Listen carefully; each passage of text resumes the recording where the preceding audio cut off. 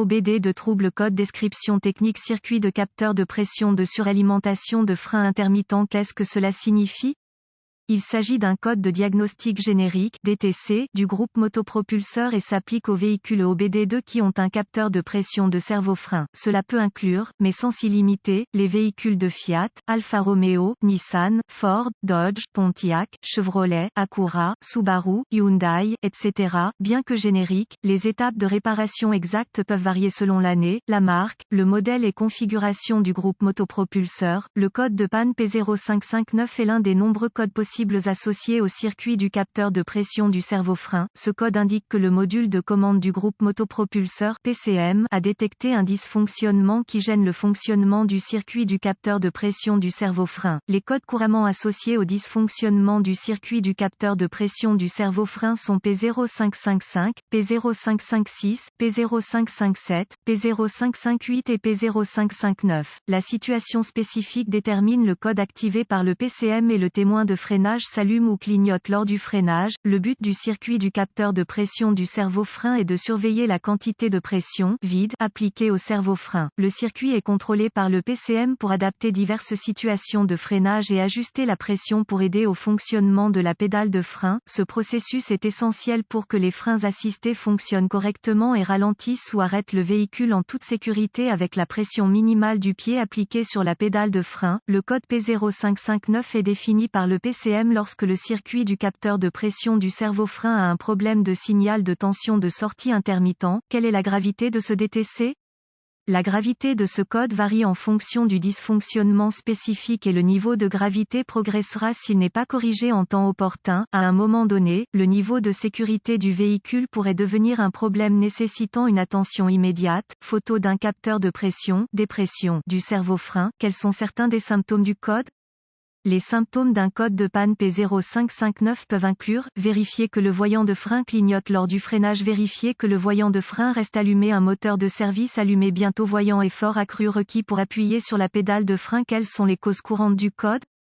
Les causes de ce code P0559 peuvent inclure capteur de pression du servo-frein défectueux, conduite de vide usée ou endommagée, connecteur corrodé ou endommagé, câblage endommagé ou défectueux, servo-frein défectueux, PCM défectueux. Quelles sont les étapes de dépannage du P0559?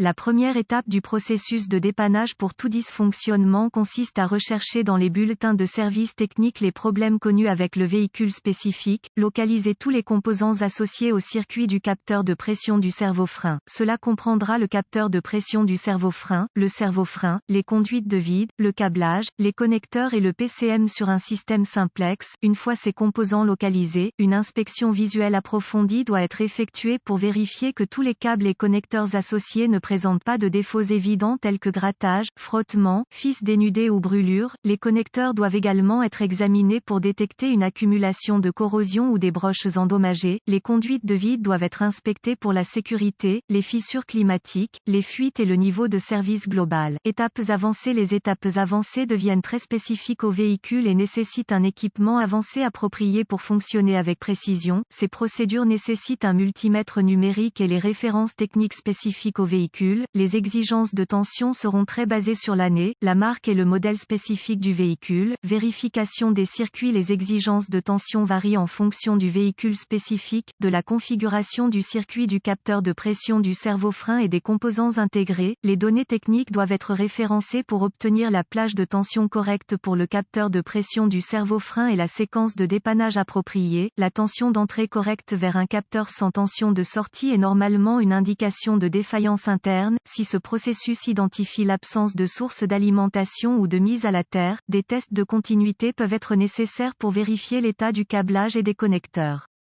Les tests de continuité sont toujours effectués avec l'alimentation coupée du circuit et les lectures normales doivent être de 0 ohm de résistance, sauf indication contraire par les données techniques, et la résistance ou l'absence de continuité est une indication de câblage ou de connecteurs défectueux qui sont court-circuités ou ouverts et doivent être réparés ou remplacés. Réparation courante. Remplacement d'un capteur de pression de servo-frein défectueux, nettoyer la corrosion des connecteurs, réparer ou remplacer le câblage, remplacement du servo-frein clignotant ou remplacer PCM problème. Heureusement, les informations contenues dans cet article ont été utiles pour vous orienter dans la bonne direction pour corriger le problème avec votre servo-frein. Code de panne du capteur de pression. Cet article est strictement informatif et les données techniques et les bulletins de service spécifiques à votre véhicule doivent toujours prévaloir.